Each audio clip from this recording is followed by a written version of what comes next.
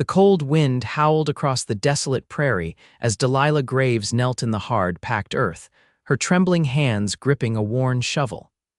Tears streamed down her dirt-streaked face, but she made no sound as she dug deeper into the unforgiving ground. The small bundle wrapped in a faded quilt lay beside her, motionless beneath the Texas sky.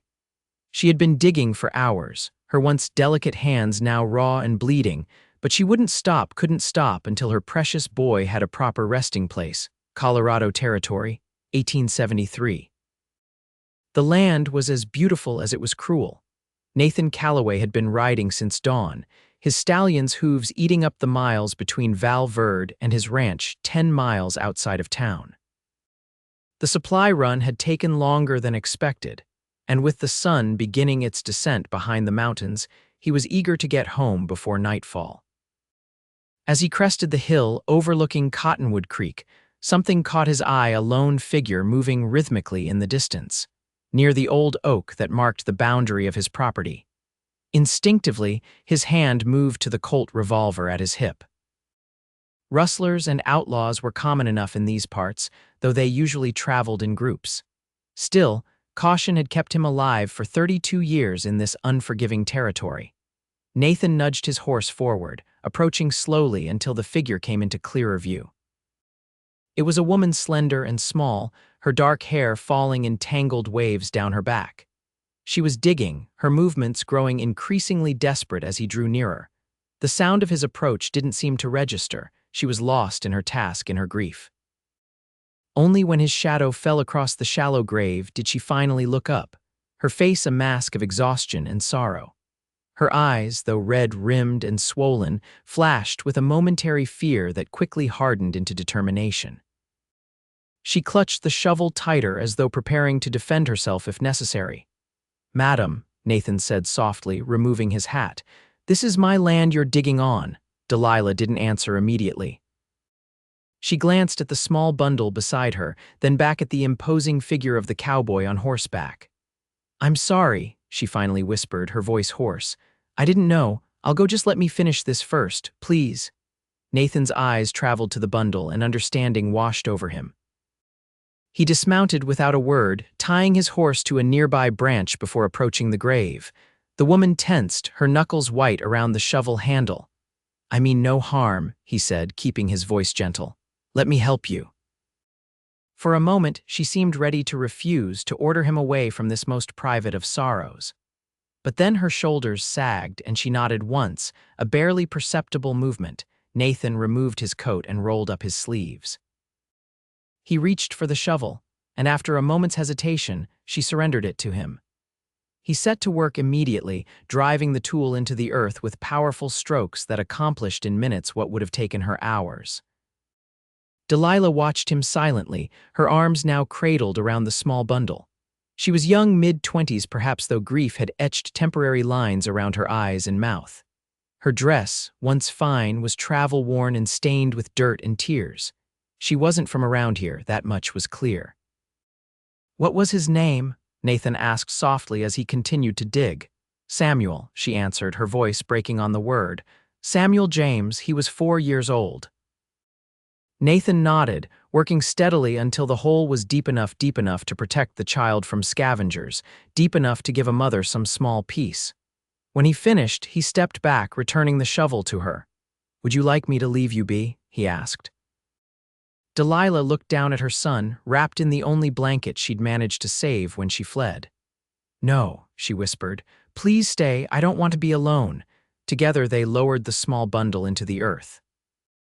Delilah knelt beside the grave, whispering words too private for him to hear, pressing a final kiss to her fingertips and then to the quilt. When she finally nodded, Nathan began to fill in the grave, each shovelful of dirt falling with a finality that seemed to crush what little remained of her strength. When it was done, Nathan fashioned a simple cross from 2 branches and some twine from his saddlebag, driving it deep into the fresh mound of earth.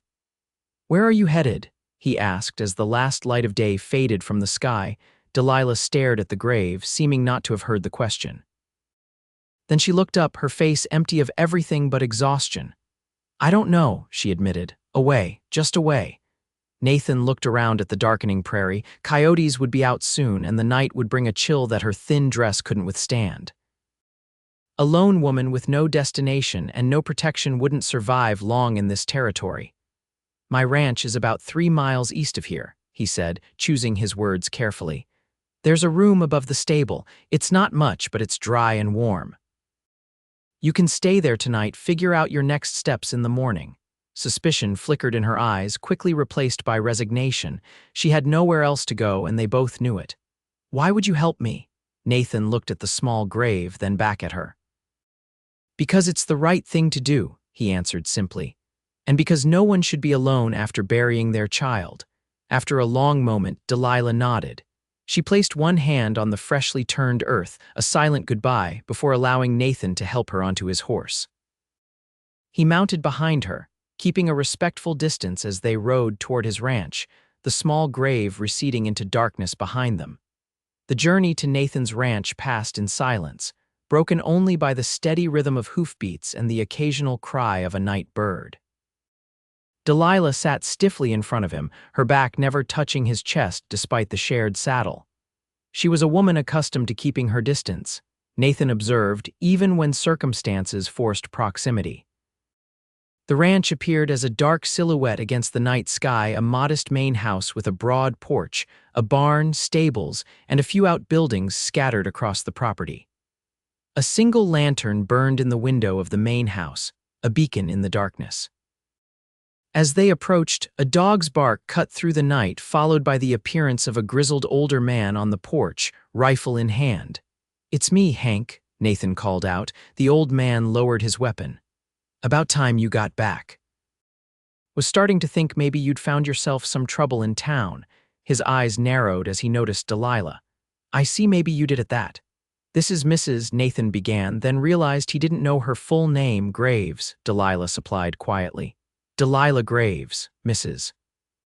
Graves needs a place to stay for the night," Nathan explained as he dismounted, then offered his hand to help Delilah down. She hesitated before accepting it, her touch fleeting as she quickly withdrew her hand once her feet touched the ground. Hank's weathered face revealed nothing, but he nodded. "I'll get a fire going in the stable room." "Thank you," Nathan said. To Delilah, he added, "Hank Wilson's been with me since I started this place. He's good people." She nodded, her eyes darting nervously around the property as though cataloging potential threats and escape routes. The behavior wasn't lost on Nathan. It was the caution of someone who had learned the hard way that safety was never guaranteed. "Are you hungry?" he asked. Delilah started to shake her head, but her stomach betrayed her with an audible growl. A faint blush colored her cheeks. "I haven't eaten since yesterday," she admitted. Nathan led her to the house, gesturing for her to take a seat at the worn oak table while he stoked the fire in the stove. "It's nothing fancy," he said, "but I've got beans, some salt pork, and bread from town." "Anything would be appreciated," she said, her voice soft but dignified. As Nathan moved around the kitchen, heating the food and setting the table, he couldn't help but notice how out of place Delilah looked in his rough homestead. Despite the dirt and travel stains on her clothing, there was a certain refinement to her posture, to the way she held herself. Her hands, though raw from digging, showed the slender fingers and smooth palms of someone unaccustomed to hard labor. "Where are you from, Mrs. Graves?" he asked, placing a plate of food before her. Delilah stared at the steaming meal for a long moment before answering. "St. Louis originally, then Denver." She picked up her fork but didn't eat immediately. "And it's just Miss Graves now. I was widowed 2 years ago." Nathan nodded, taking a seat across from her with his own plate. "I'm sorry for your loss." "Thank you," she replied automatically, the words hollow with repetition. She took a small bite of food, then another, her hunger gradually overcoming her reserve until she was eating with genuine appetite. They ate in silence for a while, the only sounds the clink of utensils against plates and the occasional pop from the stove. It was Delilah who eventually broke the quiet. "What made you come out here, Mr. Calloway? To Colorado territory, I mean." Nathan considered the question. "Wanted my own piece of sky, I suppose. Fought in the war, came back to Missouri, and found I couldn't settle into town life anymore. Too many people, too many expectations." He shrugged. "Out here a man can breathe." "And a woman," Delilah asked, a hint of bitterness coloring her tone. That depends on the woman, I'd imagine, he replied carefully. Delilah pushed her empty plate away, her gaze fixed on some middle distance. Yes, I suppose it does. After dinner, Nathan showed Delilah to the stable room. As promised, Hank had prepared it a simple space with a narrow bed, a washstand, and a small pot-bellied stove now radiating welcome heat. A lantern on the bedside table cast a warm glow over the sparse furnishings. It's not much, Nathan said, standing awkwardly in the doorway. It's more than I expected, Delilah replied. She glanced around, noting the clean sheets on the bed and the pitcher of water on the washstand. Thank you, Nathan nodded. There's a latch on the inside of the door, he said, sensing her unease, and Hank sleeps in the main part of the stable. He's a light sleeper, fought Comanches for 30 years and never got scalped, mainly because nothing sneaks up on him. A ghost of a smile touched Delilah's lips. Good to know. I'll bring you some breakfast in the morning, Nathan added. Rest well, Miss Graves. He turned to leave, but her voice stopped him. Mr. Calloway. She hesitated, wrapping her arms around herself as though suddenly cold despite the warmth of the room. Thank you for helping with Samuel, for bringing me here. Nathan touched the brim of his hat in acknowledgement. No one should have to bear such things alone, he said simply, and left her to her grief. Back in the main house, Nathan found Hank waiting, a cup of coffee in his gnarled hands. Pretty woman, the old man observed without preamble. Carrying a heap of trouble, if I'm any judge. Nathan poured himself a cup of coffee and settled into his chair by the fire. She buried her boy today, Hank, 4 years old. Hank's expression softened. Damn shame, sickness? She didn't say, and I didn't ask. Nathan stared into the flames.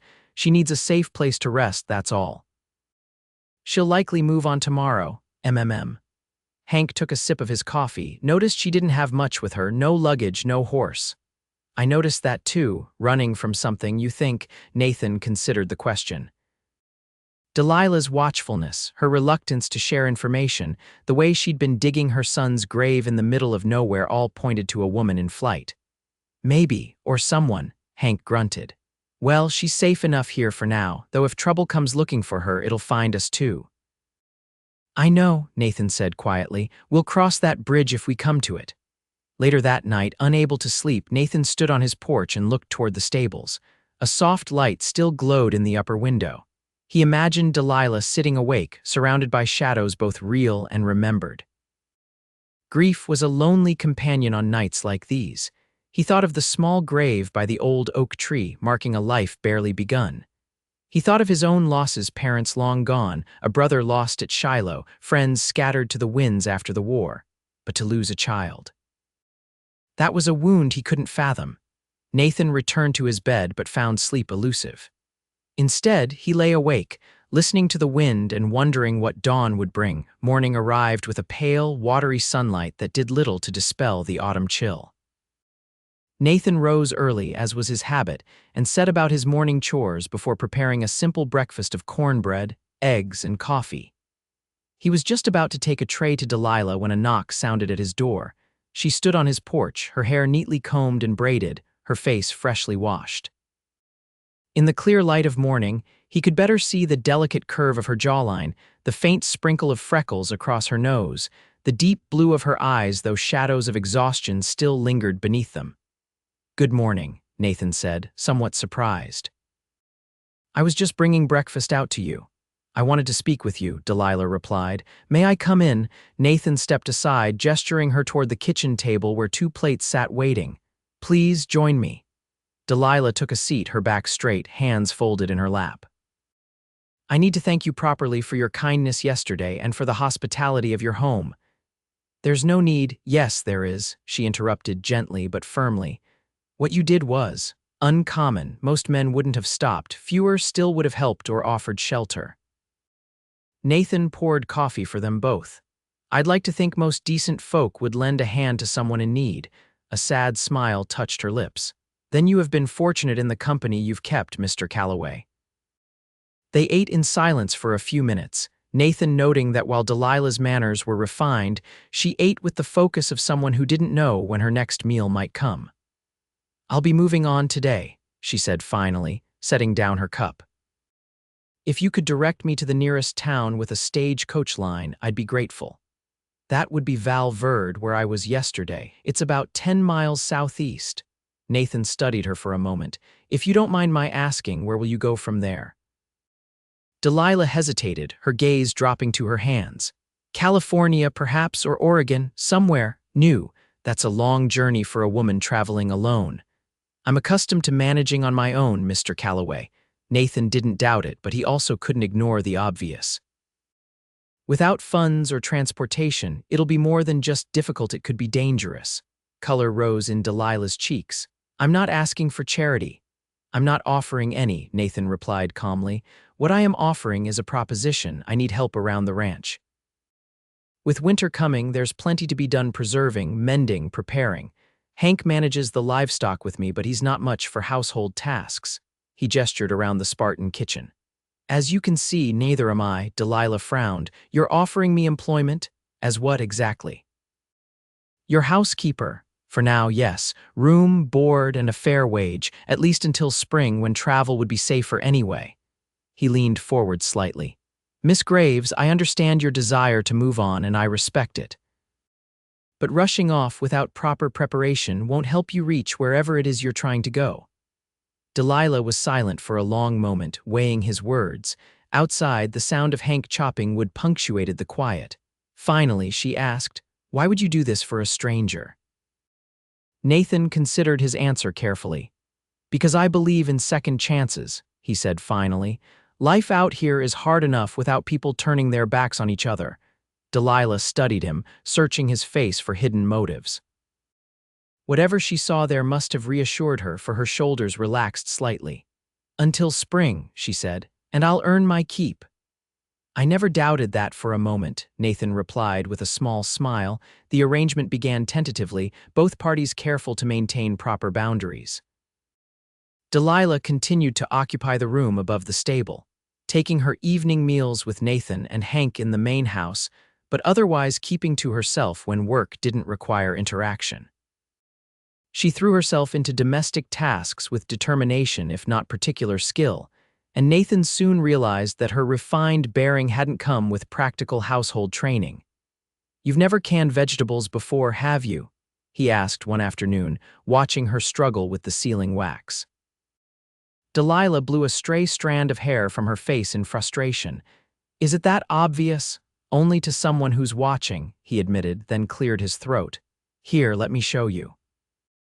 He moved beside her at the kitchen table, demonstrating how to properly seal the jars of pickled beans they'd harvested from the garden.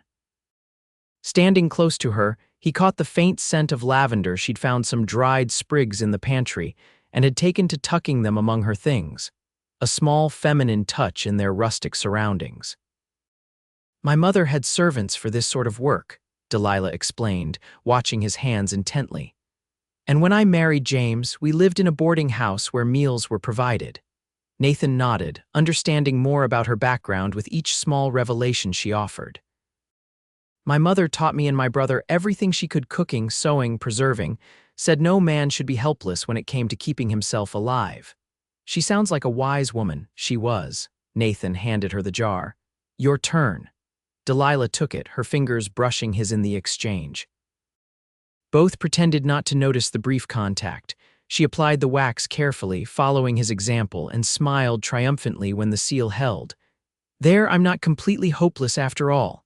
Never thought you were, Nathan replied honestly. As autumn deepened into winter, the rhythm of ranch life provided structure to Delilah's days. She learned to cook simple but hearty meals, to mend clothing, to manage a household with limited resources. Nathan found himself looking forward to evenings by the fire, where the three of them would sometimes sit in companionable silence, Hank whittling, Nathan reading from one of his precious books, Delilah mending or simply staring into the flames, lost in thoughts she rarely shared. One such evening in early December, as snow fell gently outside, Hank retired early, leaving Nathan and Delilah alone. She had been unusually quiet all day, and Nathan had noticed her eyes reddening occasionally when she thought no one was looking. Today was his birthday, wasn't it? Nathan asked softly, setting his book aside. Delilah looked up, startled, then her expression softened into sad acknowledgement. Yes, he would have been 5. She twisted the wedding band she still wore. How did you know? You've been looking at that little wooden horse all day.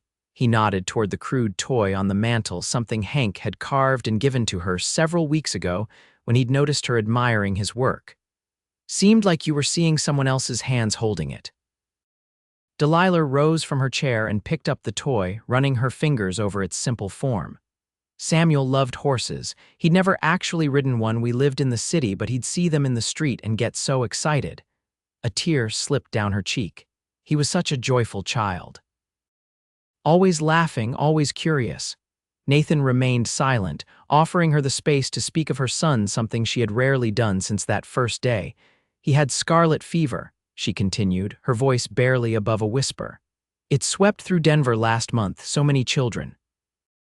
She trailed off, unable to continue. I'm sorry, Nathan said gently. Delilah nodded, wiping away her tears with a determined hand. I keep thinking I'll wake up and find it was all a terrible dream, that he'll be there, asking for a story or a sweet. She placed the wooden horse back on the mantel. But then I remember. Nathan rose and moved to stand beside her, careful not to crowd her. The pain never really goes away, he said, thinking of his own losses. But eventually you learn to carry it differently. Delilah looked up at him, her blue eyes shining with tears in the firelight. For a moment, something passed between them, a recognition of shared understanding, of wounds that would never fully heal but might someday hurt less sharply. Thank you, she said quietly, for remembering him with me. That night marked a subtle shift in their relationship. The careful distance Delilah had maintained began to ease, and she spoke more freely of her past of growing up in St. Louis as the daughter of a successful merchant, of her marriage at 19 to James Graves, a promising young lawyer whose ambitions had taken them to Denver. He died of pneumonia, she explained one evening as they sat shelling peas on the porch, enjoying a rare warm day in January. 2 years ago next month, he'd been working too hard, not taking care of himself. By the time he admitted he was ill, it was too late. You faced more than your share of hardship, Nathan observed. Delilah's hands never paused in their work. No more than many, she replied, less than some. Still, to lose both husband and child in such a short time. Yes. She was quiet for a moment, then added, after James died, I took in sewing to support Samuel and myself. We managed well enough until she stopped abruptly. Nathan waited, sensing there was more to the story, but Delilah had retreated again behind her composed exterior. Whatever had precipitated her flight from Denver with her dying child, she wasn't ready to share it. Well, you've certainly mastered cooking since you've been here, he said, changing the subject. That stew last night was better than anything I could make. A genuine smile brightened her face. Hank certainly seemed to think so. He had 3 helpings. Hank would eat dirt if it came with gravy, Nathan chuckled. But he's right, you've got a talent for it. The compliment brought a faint blush to her cheeks. Thank you. I'm learning to enjoy it, actually. There's something satisfying about creating something with your own hands. Nathan nodded, understanding perfectly. It was what he loved about ranching, the tangible results of his labor, the direct connection between effort and outcome.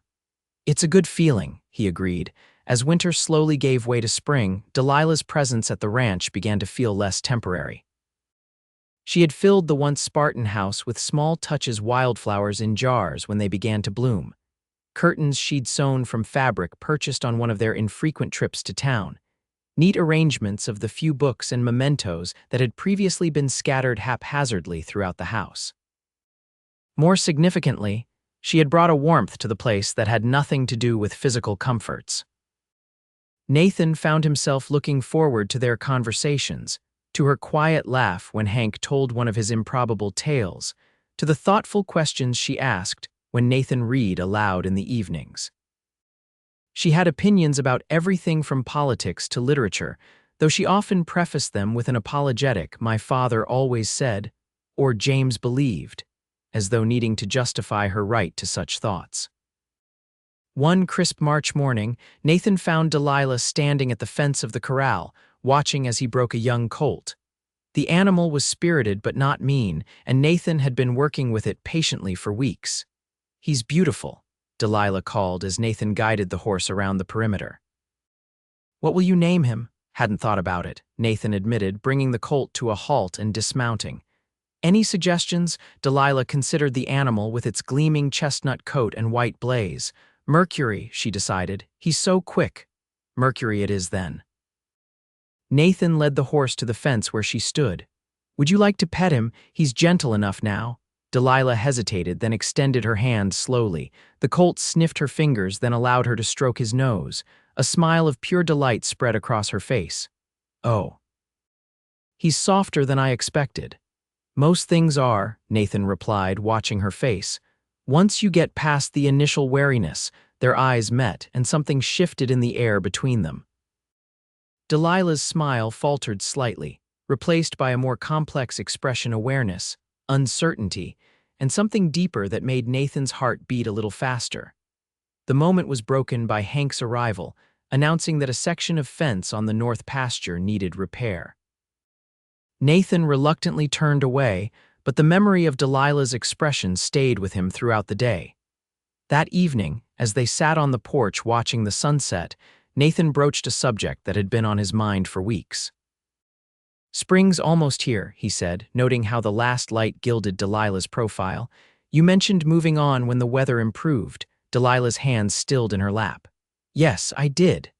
The stage comes through Val Verde twice a week now. Regular service has resumed." He kept his tone neutral, though the thought of her leaving created an unexpected hollowness in his chest. "I know," she said quietly. They sat in silence for a long moment, the only sounds the distant lowing of cattle and the soft creak of Delilah's rocking chair.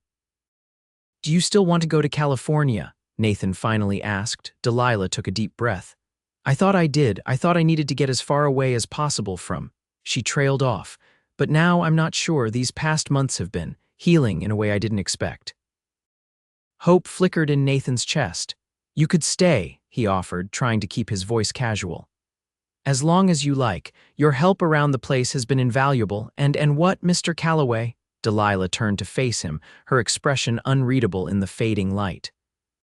Nathan hesitated, aware that his next words could change everything between them. "And I've grown accustomed to your company," he said honestly. "More than accustomed. I would miss you, Delilah." It was the first time he had used her given name, and the sound of it hung in the air between them, intimate and significant. "I would miss you too," she admitted softly. "Both of you. This place." She gestured toward the land spreading out before them, the mountains dark against the twilight sky. "I never thought I could feel at home again after everything, but somehow I do."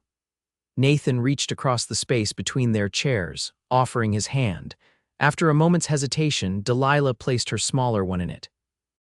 Her skin was no longer the smooth, unblemished hand of a city woman. Months of ranch work had left it toughened and occasionally chapped, but to Nathan, it felt perfect. "Then stay," he said simply. Delilah didn't answer immediately, her gaze fixed on their joined hands.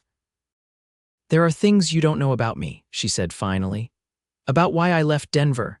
You can tell me when you're ready," Nathan replied. "Or never if that's your choice. We all have parts of our past we'd rather leave buried." She looked up at him then, searching his face in the dimming light. Whatever she saw there must have reassured her, for she nodded slowly. "I'd like to stay, at least for now, if you're certain." "I've never been more certain of anything," Nathan answered, and was rewarded with a smile that outshone the first stars appearing overhead. The decision made, life at the ranch settled into a new rhythm. Delilah moved from the stable room to the small guest room in the main house, a change that raised Hank's bushy eyebrows but elicited no comment beyond a gruff. "About time. Saves me building another fire every night." Though nothing improper occurred between them, the new living arrangement brought Nathan and Delilah into closer daily contact. They developed a comfortable domesticity, moving around each other in the kitchen in the mornings, sharing the day's plans over coffee, reading by lamplight in the evenings. Nathan found himself looking for excuses to be near her, to hear her voice, to make her laugh. It was Hank who finally spoke up, cornering Nathan in the barn one afternoon in late April as they mended tack. You planning on courting that woman properly, or just dancing around her like a lovesick calf for the rest of your days? The old man asked bluntly. Nathan nearly dropped the bridle he was oiling. I don't know what you're talking about, Hank snorted. Sure you don't. Just like you don't find reasons to touch her hand when you pass the salt, just like you don't stare at her when she's not looking. Just like you haven't been happier these past months than I've seen you in all the years I've known you. It's complicated, Nathan muttered, focusing intently on the leather in his hands. Ain't nothing complicated about it, Hank retorted. You're sweet on her, she's sweet on you. Question is, what are you going to do about it? Nathan sighed, setting aside the bridle. She's still grieving Hank. Her boy's been gone less than a year, and her husband been dead 2 years from what she said, and grief don't mean a person stops living. Hank's voice softened slightly. I've seen how she looks at you when you're not paying attention. Same way you look at her. Life's too short to waste chances at happiness, boy. Nathan considered the old man's words. It was true that something had been growing between him and Delilah, something deeper than friendship or convenience. But he'd been hesitant to acknowledge it, much less act on it, fearful of rushing her or misreading the situation. Think about it, Hank said, returning to his work. That's all I'm saying. Nathan did think about it throughout the day and into the evening. He watched Delilah as she moved about the kitchen preparing dinner, noticed the way she hummed softly to herself, the graceful efficiency of her movements. He thought about how empty the house had felt before her arrival, how full it felt now. After dinner, he suggested a walk, and Delilah agreed readily. The evening was mild, the air fragrant with the scent of new growth. They strolled toward the creek, following a path that had become familiar to them both over the months. I'd like to visit Samuel tomorrow, Delilah said as they walked. It's been a while since I've been to his grave. Of course, Nathan replied. Would you like me to come with you?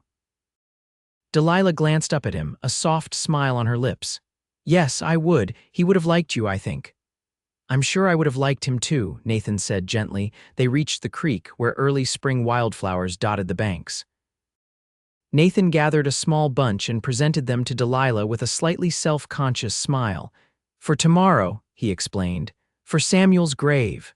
Delilah accepted the flowers, her eyes bright with unshed tears. Thank you, she whispered.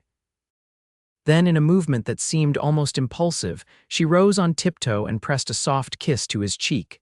Nathan froze, his heart hammering in his chest.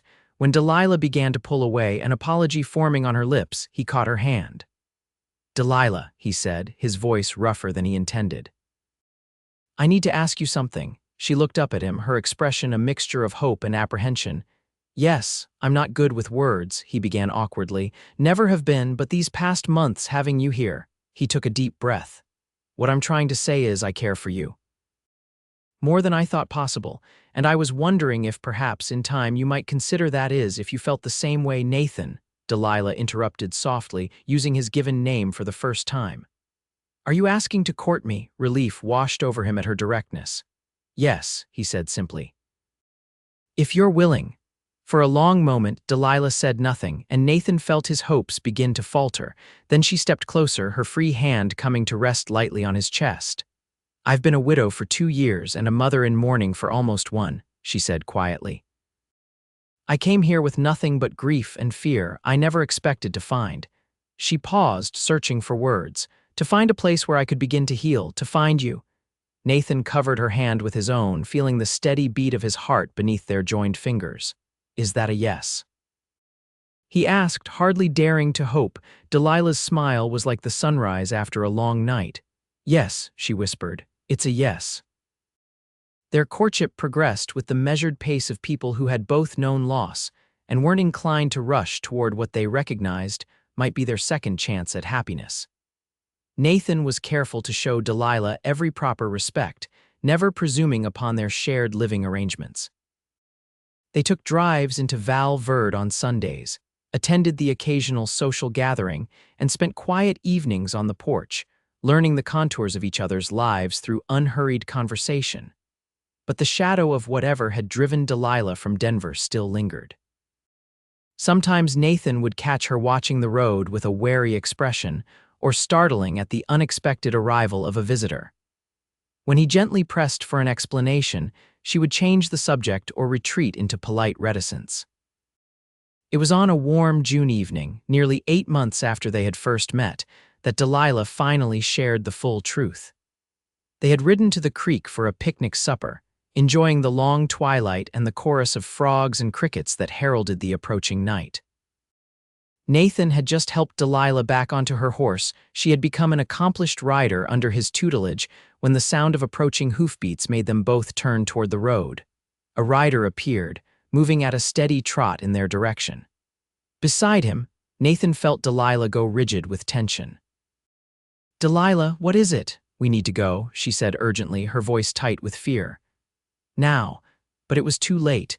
The rider had spotted them and was already changing course, heading directly for them. As he drew closer, Nathan saw a man in his 40s, expensively dressed, with a neatly trimmed beard and an expression of cold determination. "Delilah," the man called, bringing his horse to a halt several yards away. "I've been looking for you for a very long time." Nathan moved his horse slightly forward, positioning himself between Delilah and the stranger.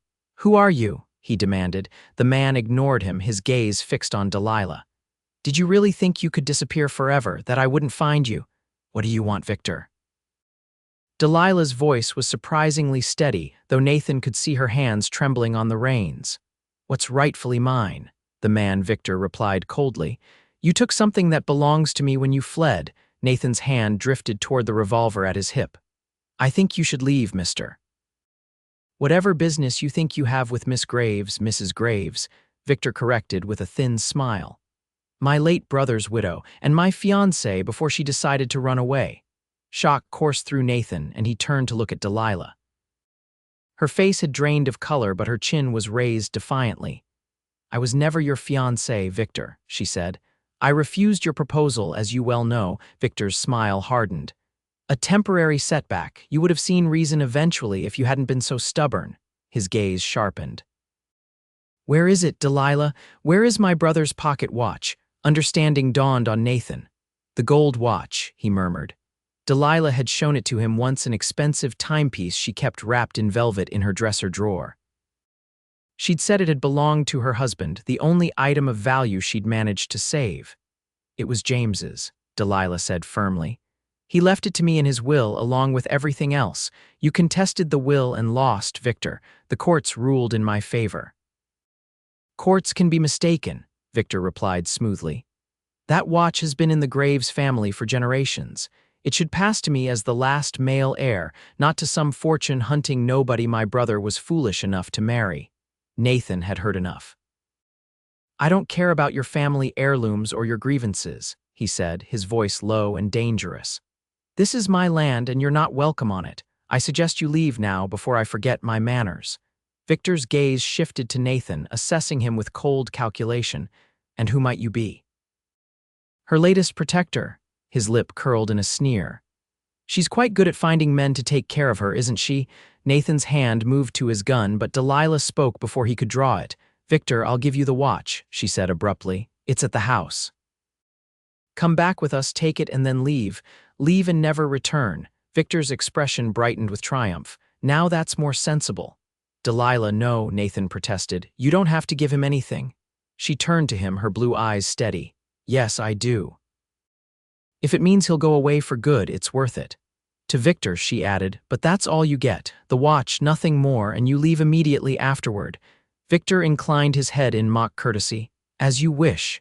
The ride back to the ranch passed in tense silence. Nathan kept close to Delilah, his senses alert for any sign of treachery from Victor, who followed several paces behind. When they reached the house, Hank emerged from the barn, his weathered face creasing in concern at the sight of the stranger. "Everything all right?" he called to Nathan. "Keep an eye on our visitor," Nathan replied, helping Delilah dismount. "We won't be long." Inside the house, Delilah moved swiftly to her room, returning moments later with a small velvet pouch. "It's not worth it," she said quietly. "No object is worth living in fear." Nathan caught her hand. "Is this why you left Denver? Because of him?" Delilah nodded. "After James died, Victor became persistent.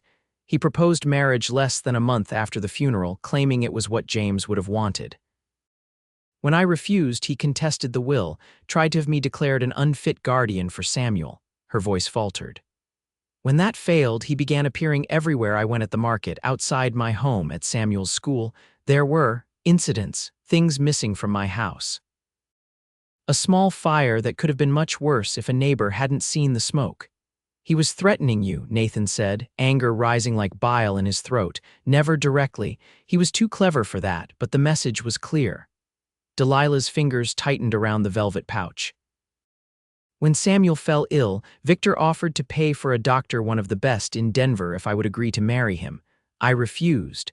I didn't trust him around my son, especially when Samuel was so vulnerable. So you left. As soon as Samuel was strong enough to travel, or so I thought. Tears filled her eyes. I hoped the fresh air, the journey, might help him recover. I was taking him to my cousin in Santa Fe, but he grew worse on the road, and by the time we reached the borders of your land. She trailed off, the memory still too painful to articulate fully. Nathan drew her into his arms, holding her close. You did everything you could for him, he murmured against her hair. I know, she whispered. But sometimes I wonder if I made the right choice. If Victor's doctor could have saved him, don't, Nathan said firmly. You protected your son the best way you knew how. No mother could do more. They stood together for a moment longer, drawing strength from each other, before Delilah gently pulled away. Let's get this over with, she said, squaring her shoulders. Outside, Victor waited impatiently, still mounted on his horse, while Hank watched him with open suspicion from the porch steps. Delilah approached, the velvet pouch in her hand. Here, she said, holding it up. Take it and go. Victor dismounted, reaching for the pouch with an eager hand. But as his fingers closed around it, he suddenly grasped Delilah's wrist. I've changed my mind, he said, his voice cold. I think you should come with me, Delilah, back to Denver where you belong. In an instant, both Nathan and Hank had drawn their weapons, training them on Victor's chest. Let her go, Nathan commanded, his voice deadly quiet. Victor tightened his grip on Delilah's wrist, causing her to wince in pain. This doesn't concern you, Cowboy. This is family business. Delilah is my family now, Nathan replied steadily, and you're hurting her. Last chance, let her go and ride away. For a tense moment, Victor seemed to consider his options. Then, with deliberate slowness, he released Delilah's wrist, shoving her roughly toward Nathan. Keep the whore, he spat. She's brought nothing but trouble to the Graves' name from the day my brother met her. Nathan's finger tightened on the trigger, but Delilah's hand on his arm stayed him. He's not worth it, she said softly. Let him go. Victor mounted his horse, the watch secure in his pocket. This isn't over, he warned, glaring at Delilah. A woman like you doesn't deserve peace. A man like you doesn't deserve another warning, Nathan countered. If I ever see you on my land again, I won't hesitate to shoot. If I ever hear you've been asking about Delilah in town, I'll come looking for you. And Victor, he added as the man turned his horse, I was a sharpshooter in the war, I never miss. With a final venomous glance, Victor spurred his horse and rode away, leaving a cloud of dust in his wake. The three of them stood watching until he disappeared from sight. Then Delilah's composure crumbled and she began to shake. Nathan gathered her into his arms, murmuring soothing words as Hank tactfully retreated to the barn. I'm sorry, Delilah whispered against Nathan's chest. I should have told you everything from the beginning. I was just so afraid. SHH, Nathan stroked her hair gently. You have nothing to apologize for. What if he comes back? She asked, voicing the fear that hung between them. Nathan's arms tightened around her protectively. Then we'll face him together. But I don't think he will. Men like Victor are cowards at heart. They prey on those they perceive as weaker, not on those who stand their ground. Delilah looked up at him, her eyes shining with unshed tears and something else, a fierce, unexpected love that took his breath away. I don't deserve you, she said softly. That's where you're wrong, Nathan replied, brushing a strand of hair from her face. If anything, I don't deserve you. But I'm selfish enough to want you anyway. A small smile curved her lips. That's not selfish, that's human. Nathan leaned down, hesitating a breath away from her lips. May I? He asked, suddenly uncertain despite everything that had passed between them. In answer, Delilah closed the distance. pressing her lips to his in a kiss that began gently but quickly deepened, conveying all the emotions words couldn't adequately express: relief, gratitude, desire, and above all, a love that had grown slowly but inexorably through shared hardship and quiet joys. When they finally parted, both a little breathless, Nathan rested his forehead against hers. "Marry me," he said simply. "Not because you need protection or because it's convenient, but because I love you, because I want to build a life with you." Delilah's eyes widened, searching his face. "Are you certain? After everything that just happened, after learning about my past, more certain than I've ever been about anything," Nathan assured her. "Your past is part of what made you the woman you are, the woman I love. I don't want to change any of it, except to make sure your future is happier than what came before." Tears spilled onto Delilah's cheeks, but they were tears of joy, not sorrow. "Yes," she whispered. "Yes, I'll marry you, Nathan Calloway."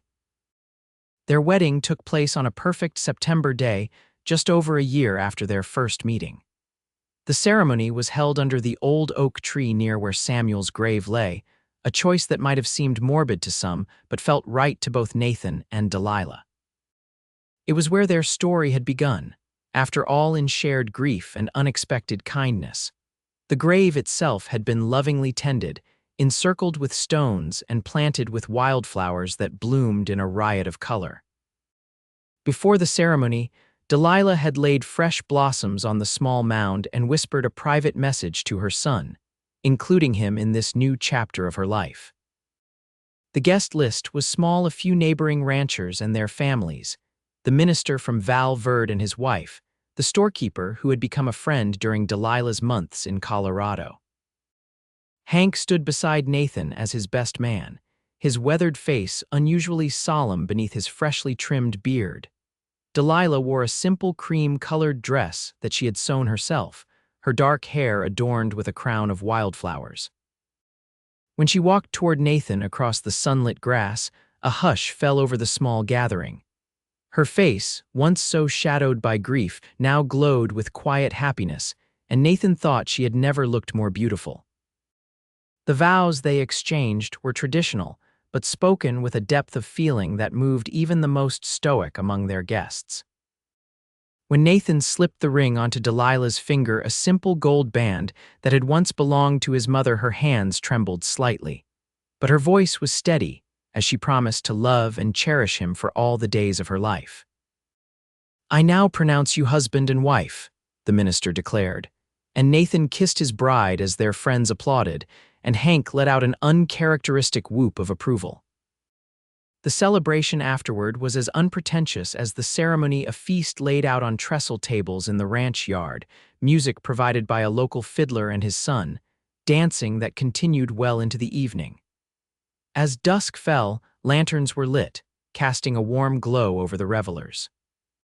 Delilah moved through the gathering, her hand rarely leaving Nathan's, accepting congratulations and well wishes with gracious smiles.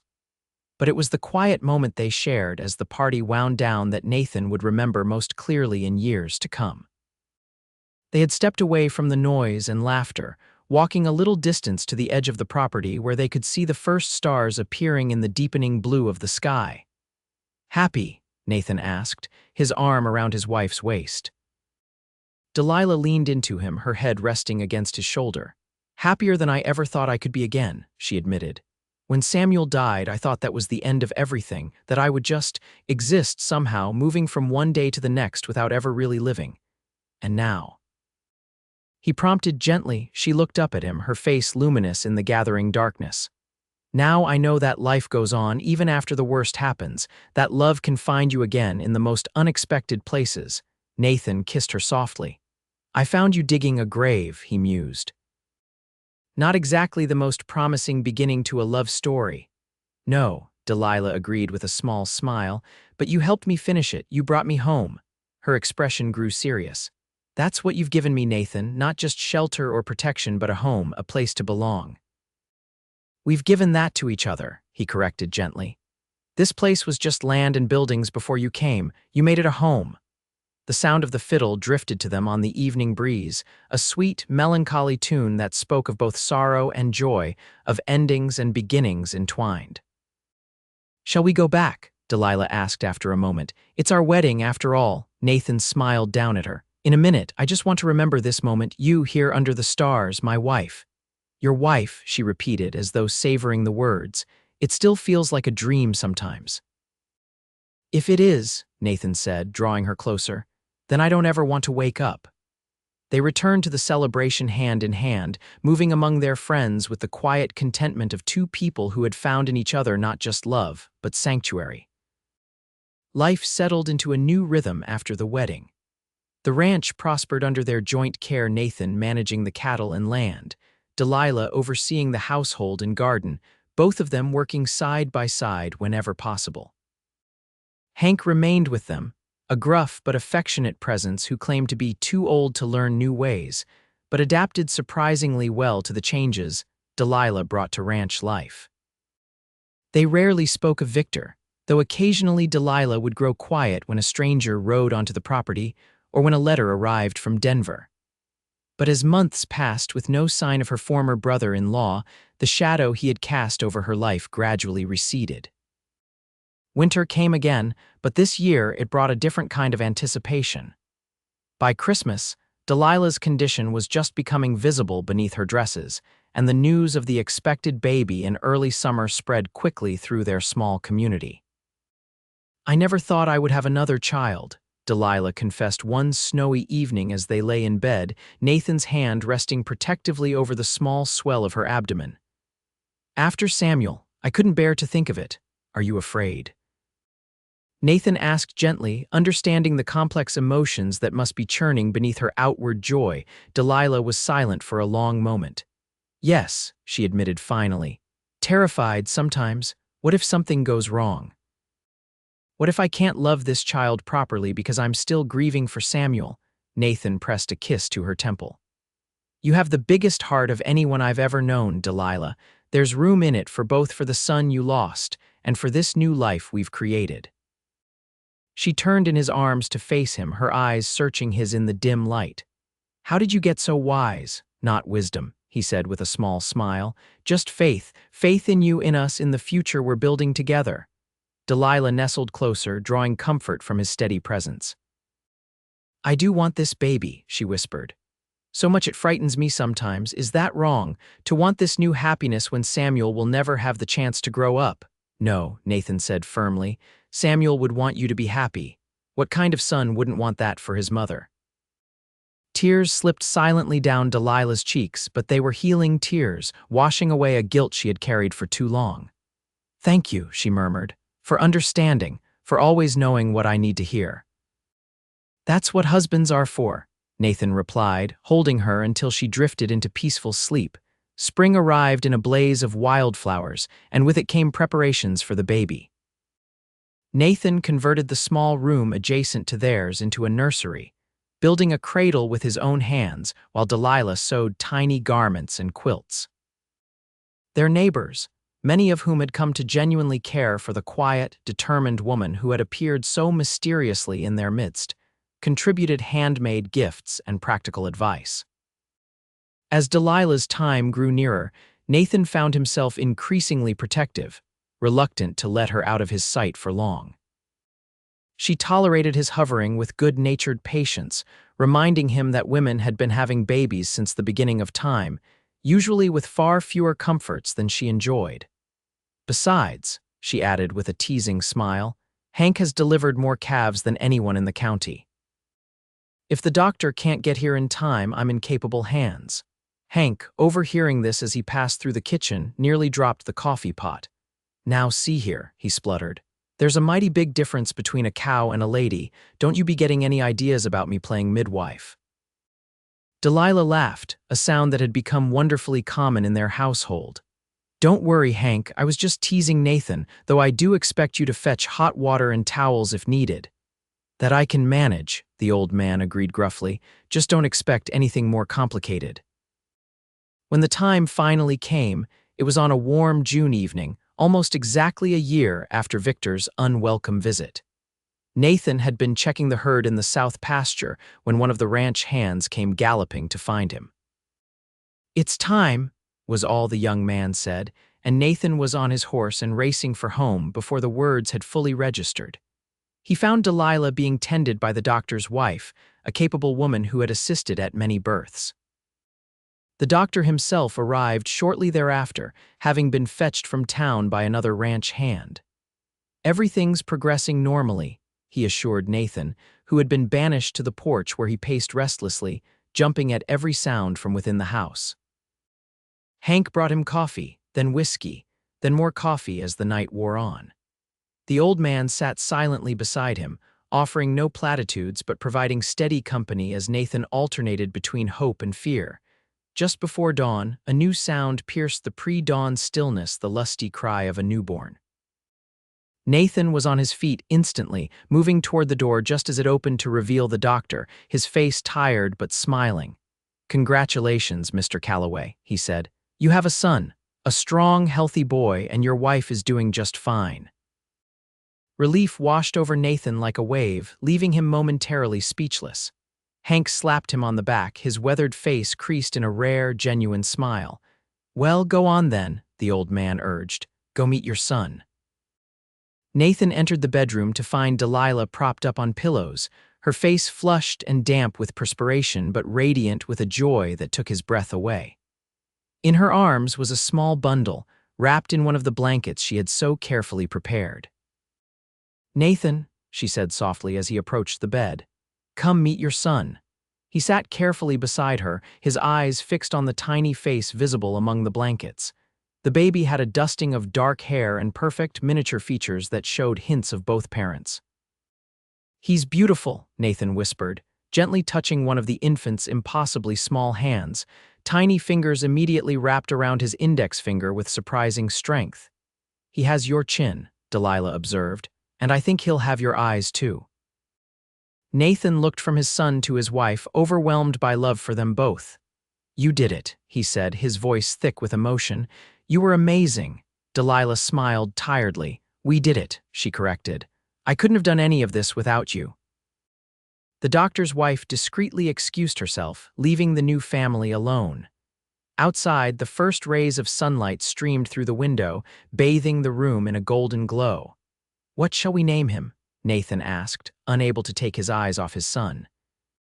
Delilah hesitated, then said, "I was thinking, if it's all right with you, James Samuel Calloway, to honor both the past and the future."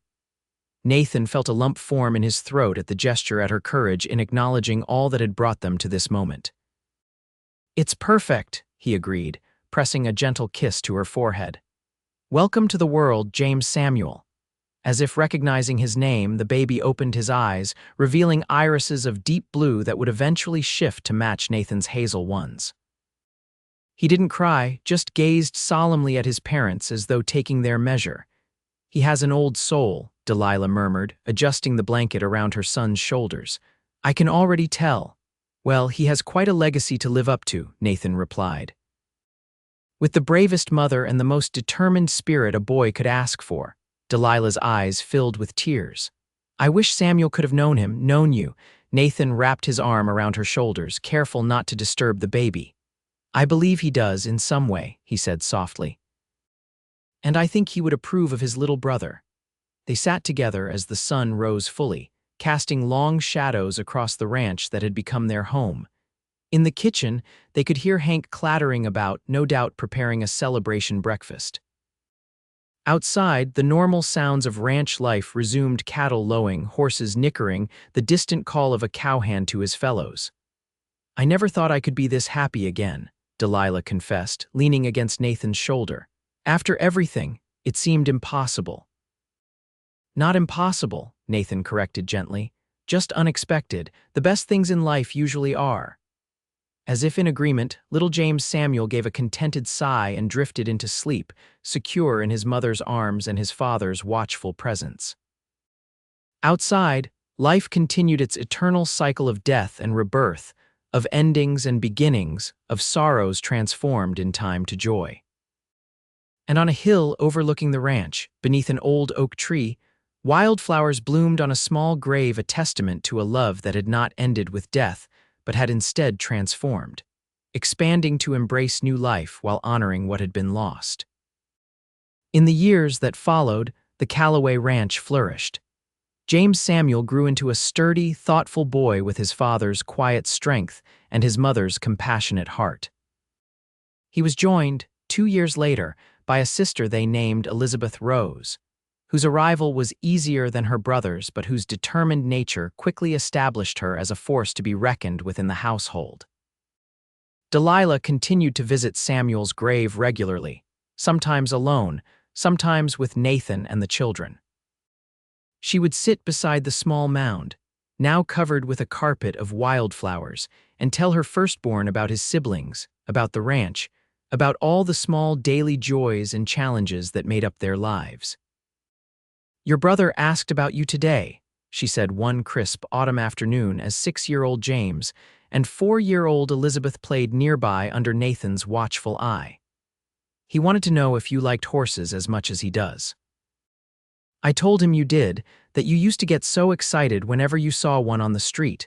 Nathan approached quietly, not wanting to interrupt her private communion.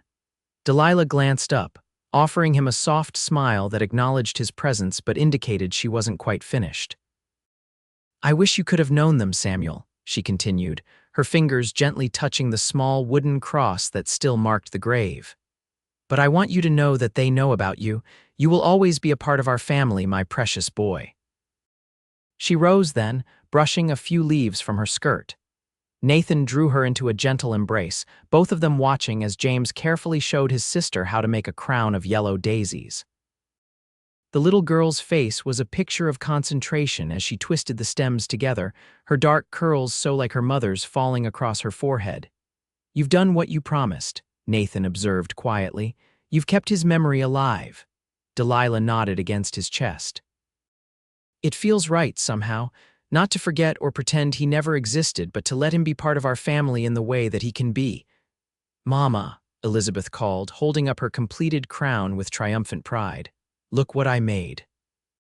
"It's beautiful, sweetheart," Delilah replied, moving to join their children.